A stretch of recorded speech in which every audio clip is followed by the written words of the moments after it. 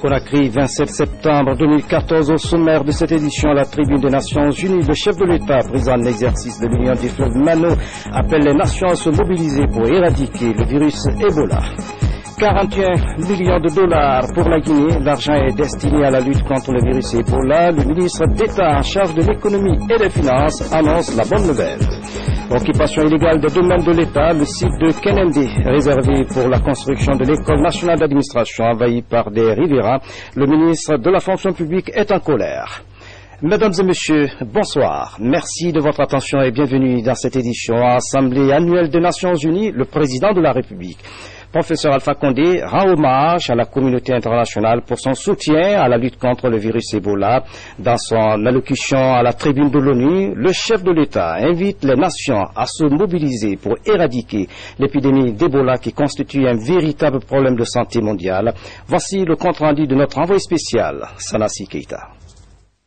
Le premier souci du président de la République, ici à la tribune officielle de la salle de conférence des Nations Unies, est la lutte engagée contre la fièvre hémorragique à virus Ebola. Un combat soutenu aujourd'hui par l'ensemble de la communauté internationale. Je voudrais ici, en ma qualité de président en exercice de l'Union du fleuve Mano, saluer la nomination d'un coordinateur du système des Nations Unies et rendre un vibrant hommage à l'action de l'Organisation mondiale de la santé, du CDC, d'Atlanta, de Médecins sans frontières et de la Croix-Rouge, ainsi que les autres partenaires bilatéraux et multilatéraux qui ne ménagent aucun effort pour appuyer les mesures coordonnées des pays atteints de la fièvre Ebola afin de l'éradiquer. C'est pourquoi mon gouvernement a accueilli avec une réelle satisfaction la résolution 2177 co-parrainée par 134 États membres et adoptée à l'unanimité des membres du Conseil de sécurité, ainsi que celle relative au déploiement de la mission des Nations Unies pour l'action urgente contre l'Ebola. Je voudrais rendre hommage à l'élan de solidarité qui ne cesse de se manifester à l'égard des pays affectés par l'épidémie et exprimer notre gratitude à tous les États et organisations qui nous ont apporté leur aide. Je remercie particulièrement le président Obama, le président François Hollande et le secrétaire général des Nations Unies pour leur appui et l'appel qu'ils lancent à tous les pays du monde. Une approche globale s'avère indispensable pour circonscrire cette épidémie, aujourd'hui qui continue de faire des victimes, martèle le chef de l'État. L'épidémie Ebola nous rappelle l'impérieuse nécessité d'une approche globale pour continuer à vaincre cette terrible maladie. Il faut isoler l'Ebola et non les pays.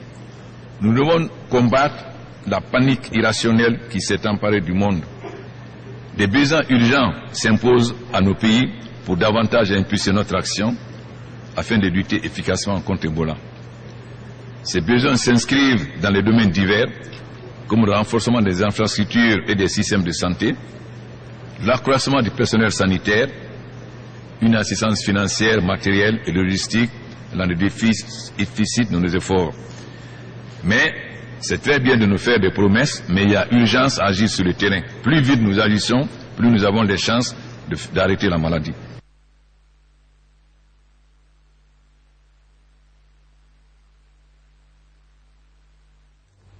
Et puis, président en exercice de l'Union du fleuve Mano, le chef de l'État, professeur Alpha Condé, a fait le point sur la progression de l'épidémie de la fièvre Ebola en Guinée, en Sierra Leone et au Libéria et les mesures prises pour éradiquer la maladie. Sur un autre plan, il a mis un accent sur les efforts de l'État guinéen, la réforme engagée et les résultats obtenus. Le point avec Sanassi Keita. 2011 ont été largement détaillés par le président Alpha Condé. Depuis notre inscription à la Majesté suprême en 2010, nous avons entrepris des actions qui touchent tous les domaines de la vie et de la nation. Dans ce cadre, la réforme du secteur de la défense et de la sécurité garantit le rôle républicain de nos forces armées, accroissant leur participation au processus de développement au maintien de la paix dans le monde.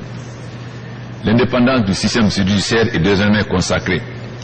Le cadre macroéconomique assaini et compétitif renforce la crédibilité de la Guinée sur la scène internationale. Admise à l'initiative de transparence des industries extérieures ITIE, la Guinée dispose aujourd'hui d'un des codes miniers les plus attrayants. Mieux, la révision de tous les contrats permet de rendre l'environnement plus sécuritaire pour les investisseurs et nous assure d'un développement profitable aux populations guinéennes tout en préservant notre écosystème. Bien entendu, le développement du secteur minier s'appuiera sur la promotion de l'agriculture afin d'assurer notre sécurité alimentaire et léguer aux générations futures les ressources nécessaires pour façonner le monde de leur espérance. La croissance que nous voulons ascendante sera d'autant plus porteuse qu'elle favorisera la création d'emplois décents pour les jeunes et l'autonomisation des femmes, deux franges qui constituent la richesse et la source intarissable de tout progrès.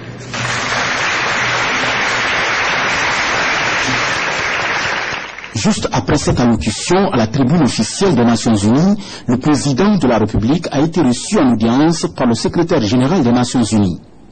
Professeur Alpha Condé a mis l'occasion à profit pour venir apposer sa signature dans le livre d'or des Nations Unies pour de nouveau marquer son passage. Voilà, vous suivrez l'intégralité du discours du chef de l'État, professeur Alpha Condé, à la tribune de l'ONU après ce journal. Ici à Conakry, la délégation d'hommes d'affaires américains du groupe Coca-Cola, reçue par la première dame de la République, Yaya Condé, a échangé avec ses partenaires sur l'implication de Coca-Cola dans le combat contre le virus Ebola. Ali Badara Condé. Ils sont nombreux sur la liste des partenaires à accompagner la Guinée dans la lutte contre la fièvre hémorragique à virus Ebola qui continue à faire des victimes à travers les pays touchés. Après le Libéria, cette délégation du Coca-Cola International a rendu visite à la Guinée par le vice-président et chargé des affaires administratives du groupe Coca-Cola Compagnie. Ces hommes d'affaires s'engagent à fournir du matériel de protection pour la lutte contre Ebola à travers la fondation Prosmi de la première dame de la République. It's good to meet you finally in Conakry. Coca-Cola n'est pas juste là pour le côté commercial, mais ils sont là à accompagner la population guinéenne et ils vont investir dans la population où ils travaillent. Déjà, ces partenaires américains ont procédé avec la fondation Prosmi à la remise de 5 palettes de matériel de protection à la coordination nationale de riposte à Ebola. Une démarche appréciée par la première dame de la République, Hadja Diéné Condé. Je remercie Coca-Cola pour tous les dons qu'ils ont fait à la Guinée, particulièrement la fondation Coca-Cola, qui récemment à Atlanta nous a offert tout le nécessaire pour le personnel soignant. Cela prouve que Coca-Cola n'est pas seulement ce grand organe commercial, mais qu'il y a beaucoup d'humanité aussi au sein du groupe Coca-Cola. Dans les jours à venir, un conteneur de 40 pieds d'une valeur de $200 000 contenant du matériel de protection pour riposter contre la fièvre hémorragique à virus Ebola est attendu à Conakry. Après, chez la première dame de la République, la délégation a été reçue par le Premier ministre, chef du gouvernement. Les entretiens ont porté sur la gestion de la fièvre à virus Ebola. Mohamed Saïd Fofana a salué le soutien de la compagnie Coca-Cola dans la lutte contre Ebola. Hadi Kamara revient sur les temps forts de cet entretien. Avec l'apparition de la fièvre hémorragique à virus Ebola en Guinée, si certains pays ou investisseurs ont isolé le pays, d'autres nous fréquentent et apportent leur soutien dans le cadre de la lutte contre cette épidémie. C'est le cas par exemple de la compagnie Coca-Cola, représentée ici par son vice-président, en même temps chargé des affaires administratives. Il a rencontré le Premier ministre ce vendredi pour lui expliquer les raisons du soutien de la compagnie de la population guinéenne.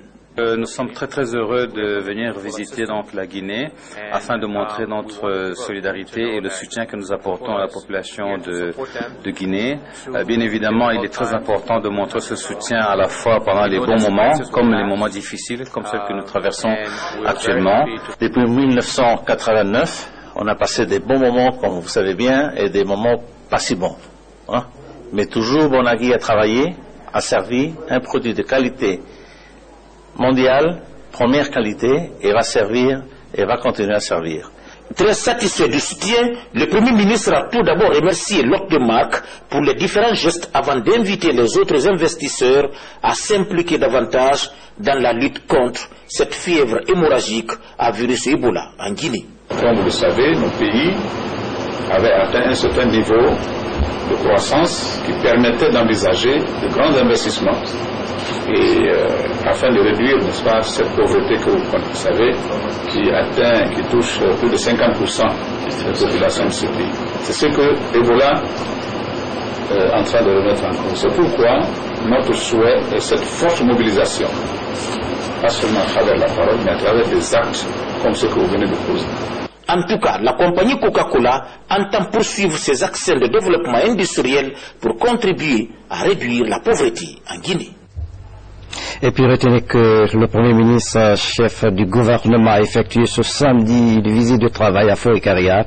Mohamed Saïd Fofana a conféré avec les habitants de cette localité. Il a appelé à la cohésion sociale et à la mobilisation contre le virus Ebola qui est aujourd'hui le premier ennemi de la Guinée. Cette visite intervient quelques jours après les mouvements de protestation contre les agents de la Croix-Rouge. Nous y reviendrons avec notre reporter Hadi Kamara. Suite à l'appel à la mobilisation du président de la République, les femmes conjuguent leurs efforts pour combattre l'épidémie d'Ebola. Une journée de collecte des fonds et d'articles divers a été organisée ce samedi au Palais du Peuple sous l'initiative du ministère de l'Action sociale. Ces fonds seront remis aux victimes de la fièvre Ebola.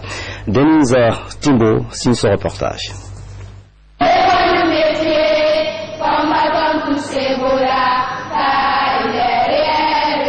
Une chanson pour démarrer cette journée de collecte de fonds et d'articles divers en faveur des victimes d'Ebola. Le message est clair, mobilisons-nous tous contre Ebola. Une mobilisation qui a touché les différents mouvements et associations des femmes de la ville de Conakry. Femmes de Guinée, femmes de Conakry, levons-nous, serrons la ceinture pour que nous puissions goûter hors d'état de nuire cette pandémie d'Ebola. Selon les statistiques de l'UNICEF, l'épidémie à virus hémorragique Ebola touche plus de 50% des femmes et 20% des enfants. D'où la nécessité d'impliquer les femmes dans la lutte contre le virus Ebola.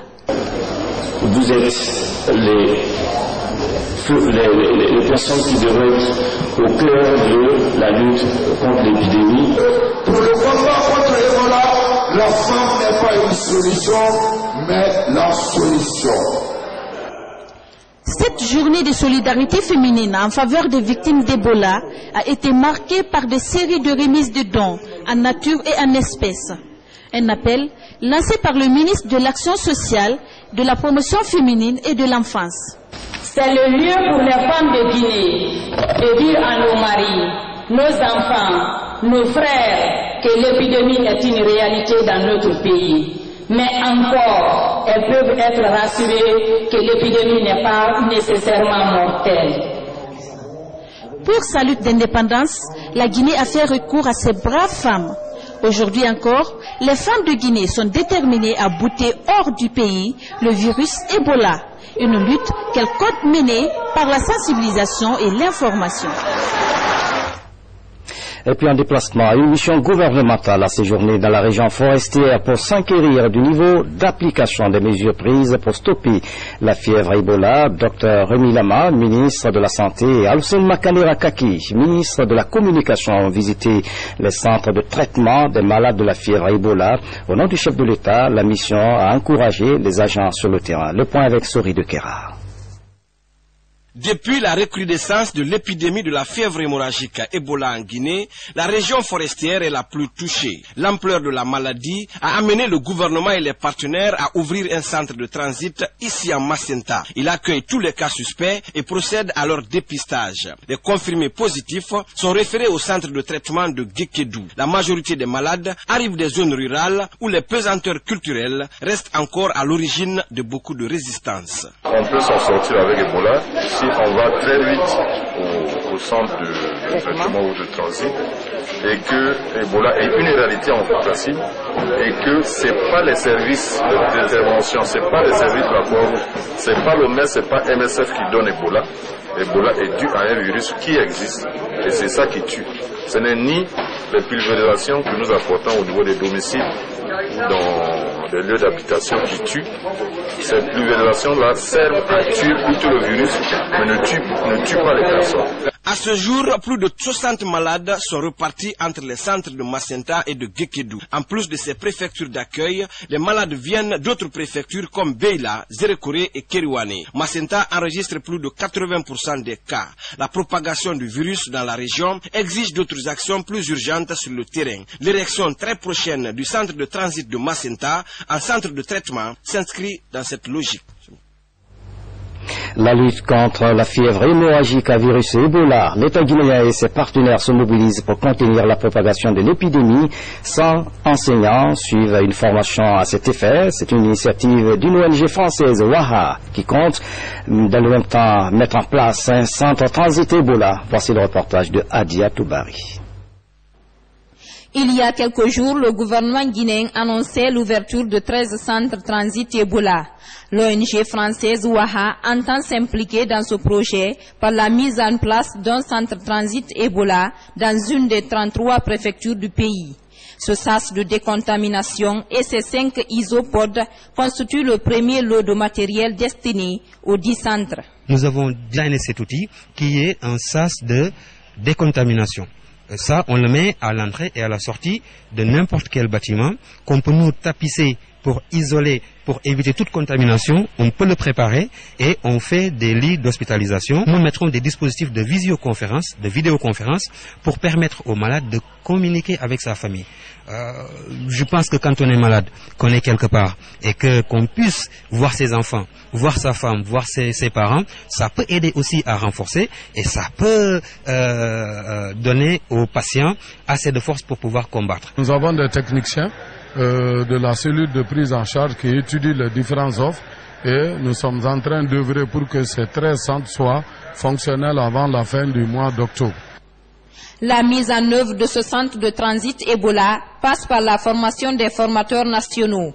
100 enseignants universitaires et du secondaire sont concernés par cette formation.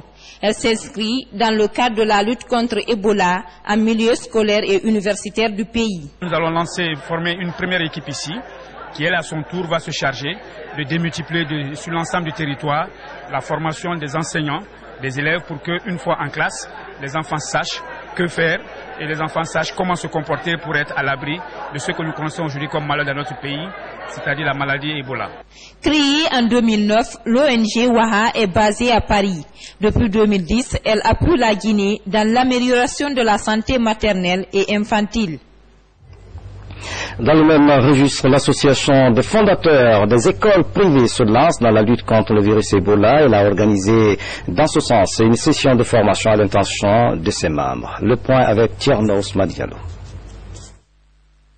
La rentrée scolaire 2014-2015 va être marquée en Guinée par l'épidémie de la fièvre hémorragique à virus Ebola. L'association des fondateurs des écoles privées est en alerte pour éviter toute contamination en milieu scolaire. Ses membres sont formés sur les symptômes de la maladie, les modes de transmission et les méthodes de prévention, des méthodes qui devront être rigoureusement appliquées dès l'ouverture des classes. Les enseignants doivent comprendre la gravité de cette pathologie, de cet ennemi invisible que nous avons dans notre pays, en ce sens qu'ils ont la possibilité d'accueillir des ambassadeurs de beaucoup de familles, entendez par là des élèves et étudiants qui sont là, qui viennent de toutes les contrées, de tous les horizons, pour venir s'entasser dans une cour ou dans une même classe.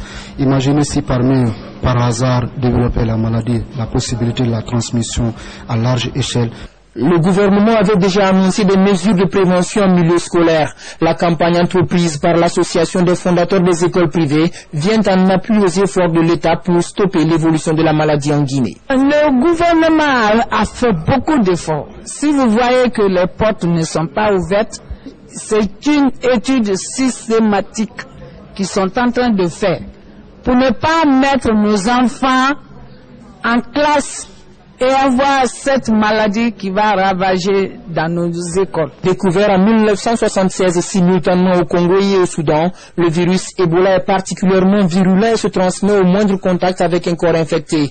Aucun remède spécifique n'est à ce jour découvert, mais l'espoir de vaincre la maladie est loin d'être perdu. Nous avons demandé, nous, les fondateurs, à chacun à son niveau, de faire une action, un acte de sensibilisation au niveau de son école, et en même temps, nous demanderons à chacun des fondateurs une contribution volontaire pour que nous puissions contribuer financièrement ou matériellement à l'effort national. Et nous demandons à chaque enfant, arrivé à l'école, de se laver les mains avec l'eau de chlore et le savon.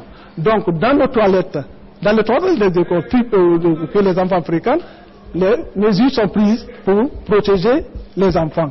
Depuis son apparition en Guinée au mois de mars dernier, le virus Ebola a fait 1074 victimes, dont 481 décès. Plus de 200 personnes sont sorties guéries des différents centres de traitement à travers le pays.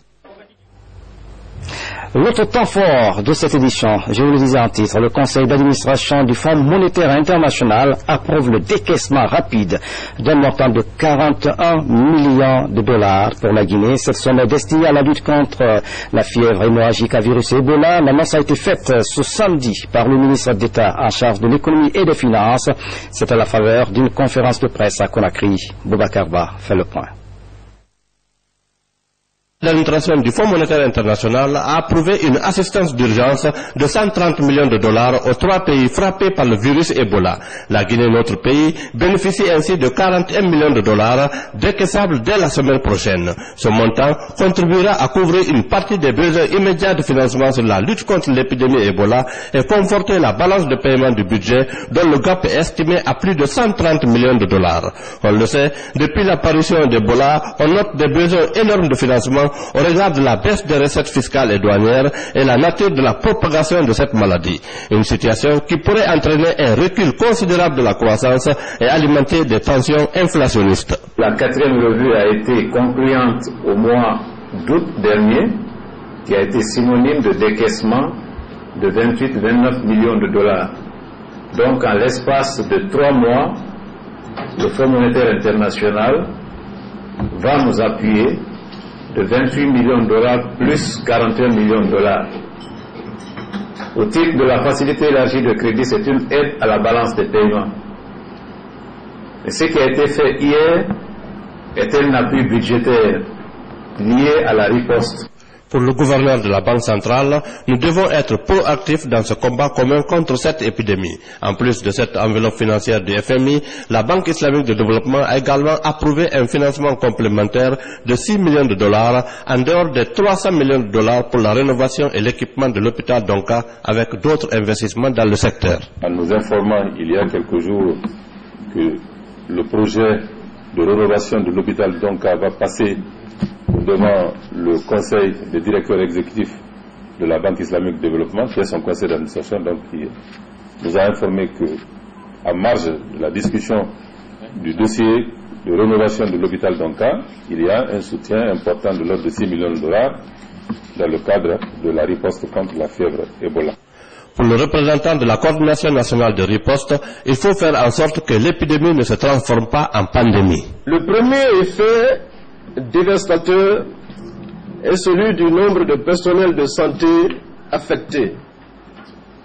À la date d'hier, nous étions à 71 agents de santé affectés, dont 31 décès. À côté, il faut dire qu'on n'arrive pas à racheter les médicaments essentiels pour prendre en charge les cas d'urgence. De l'analyse de la situation, il convient de signaler que pour vaincre cette maladie, il faudrait sortir de la communication conventionnelle pour faire face à la mobilisation sociale en créant des comités de vigilance sanitaire dans tout le pays. À signaler qu'une minute de silence a été observée à la mémoire du père du représentant résident de la Banque mondiale, décédé hier vendredi à Bamako. Dans l'actualité encore, un atelier de réflexion sur la politique nationale de l'aide se tient à Conakry. Il est initié par le ministère de la Coopération internationale. La démarche vise à élaborer un document de politique extérieure. Haya Ramatoulaye Touré, reportage. Depuis l'accession à l'indépendance nationale en 1958, la Guinée n'a pu disposer d'une politique de coordination et de gestion de l'aide extérieure. Et s'est toujours contentée jusque-là de documents nationaux d'orientation comme les plans quinquennaux de développement, le programme de réforme économique et financier et le document de stratégie de réduction de la pauvreté. Avec ce document, nous pouvons nous rassurer que désormais, tout ce que nous allons recevoir, nous allons comptabiliser, nous allons faire contribuer au à notre budget national, nous allons faire de sorte que vraiment que le budget national ne soit pas tout le temps en mesure, ne soit pas tout le temps utilisé pour prendre en charge le financement de certaines activités, de certains projets, certains programmes qui pouvaient être financés et qui pouvaient être pris en charge par nos partenaires bilatéraux et multilatéraux. L'absence d'un mécanisme formel et structuré de concertation et de dialogue avec les partenaires au développement et l'absence d'un mécanisme de coordination, de gestion et de suivi-évaluation de l'aide sont entre autres des facteurs qui freinent l'efficacité de l'aide. Il faut un manuel qui dit voilà ce qui doit être fait, voilà comment ça doit être fait, voilà qui doit le faire et quand il doit le faire. C'est en cela le manuel est bon. Ce document, une fois élaboré, sera soumis à tous les acteurs nationaux du développement, y compris les partenaires techniques et financiers, pour une appréciation. Le nouvel ambassadeur extraordinaire et plénipotentiaire de la République de Guinée au Nigeria vient de présenter ses lettres de créance au président Goodluck Jonathan. L'ambassadeur Gaoussou Touré entend s'impliquer positivement dans le renforcement des relations de coopération entre Conakry et Abuja. Marthe Mourad Kamara commente ces images.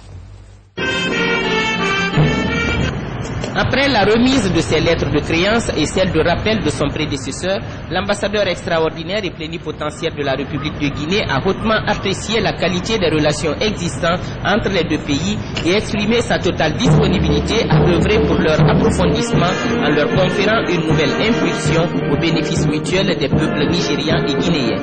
Dans cette dynamique, le diplomate guinéen a transmis au président Jonathan l'invitation de son frère et ami le professeur Alpha Condé pour effectuer une visite d'État et d'amitié en Guinée, tout en réitérant la solidarité du peuple et du gouvernement guinéen suite aux actes terroristes commis par la secte Boko Haram dans ce pays. En raison du dynamisme de l'économie nigériane marquée par un taux de croissance très élevé et une mobilité importante des établissements financiers et bancaires, M. Gaoussou Touré a sollicité une plus grande participation du Nigeria à l'exploitation des ressources minérales et énergétiques de la Guinée. Le président Jonathan, se félicitant de la solidité des relations entre le Nigeria et la Guinée, a exprimé sa préoccupation face à la fièvre hémorragique Ebola qui sévit dans la sous-région. La mission conjointe AFD, FIDA et Banque mondiale multiplie les contacts avec les acteurs impliqués dans le processus de décentralisation. Hier vendredi, la mission a conféré avec les représentants des départements ministériels concernés. Il a été question du PACV2 et de l'appui des partenaires au développement. Mohamed Amin Kamara. Le programme d'appui aux communautés villageoises dans sa phase 3 sera lancé le mois de janvier 2015. Le programme va couvrir l'ensemble des collectivités locales du pays. La nouveauté dans cette troisième phase est la mise en place d'un fonds de développement local. Ce fonds permettra d'assurer le financement des micro-projets des collectivités décentralisées. Des établissements publics administratifs vont être créés pour gérer ce fonds. La troisième phase du programme d'appui aux communautés villageoises est financée à hauteur de 15 millions d'euros, soit 150 milliards de francs guinéens. Et les fonds pour la nouvelle phase seront disponibles en début d'année de façon à s'assurer qu'il n'y aura pas d'intervalle, il n'y aura pas de discontinuité dans l'action et de façon à ce que les actions portées par le PACV, mais surtout par les collectivités locales elles-mêmes, puissent continuer et être réalisées dans la durée. Les objectifs de cette nouvelle phase seront avec quelques petites innovations, peut-être l'introduction de réflexions sur les problématiques de gestion d'usage des sols à l'échelle des territoires, donc au niveau des communes rurales. La politique de décentralisation étant transversale, les ministères sectoriels en charge du processus se disent disposés à accompagner les collectivités locales.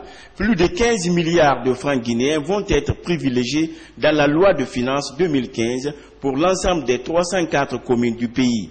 De l'avis général des experts, le PACV2 a bien fonctionné et nous voulons justement élargir un peu le champ du PACV3 pour essayer de dynamiser, de renforcer les collectivités locales. Nous tenons à ce qu'il y ait une troisième phase.